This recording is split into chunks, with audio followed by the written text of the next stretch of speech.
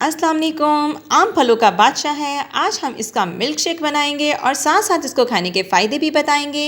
आम हमारे immune system को बूस्ट करता है। आम में विटामिन ए, सी और पोटाशियम मौजूद होते हैं। विटामिन ए आंखों के लिए इंतहाई मुफीद हैं। ये बनाई को तेज़ करने में मदद देता है। आम जिल्द की रंगत को निखारता है। इसमें मौजूद मैग्नीशियम और पोटाशियम खून की नालियों को रिलैक्स रखते हैं और इससे ब्लड प्रेशर भी कंट्रोल में रहता है और हार्ट अटैक का खतरा भी कम होता है। आम दिल के पट्टों को मजबूत करता है। इसमें पानी और फाइबर मौजूद होते हैं।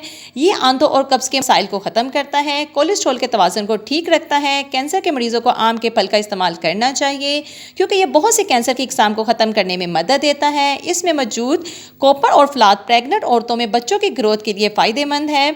इसमें आयरन भी मौजूद होता है। आम से क़ुव्वत मुदाफ़त में बेहतरी आती है। एक आम बेहुआबी की शिकायत ख़त्म करता है। लेकिन आम खाने के बाद कच्ची लस्सी का गिलास लाजमी पीना चाहिए और इसे स्नैक्स टाइम में लेना चाहिए। इसका ज़्यादा इस्तेमाल नुकसानदेह भी हो सकता है। खासतौर पर शुगर के मरीज़ 70 ग्राम से ज़्यादा आम ना खाएं। ये मोटापे को भी ख़त्म करता है। शुगर के मरीज़ डॉक्टर के मशवरे से आम का इस्तेमाल करें। और साथ साथ हमारा आम का मिल्क शेक भी रेडी हो चुका है। आम को आप सैलड की सूरत में भी इस्तेमाल कर सकते हैं। उम्मीद करती हूँ आपको ये मालूमात पसंद आई होंगी। अल्लाह हाफिज़।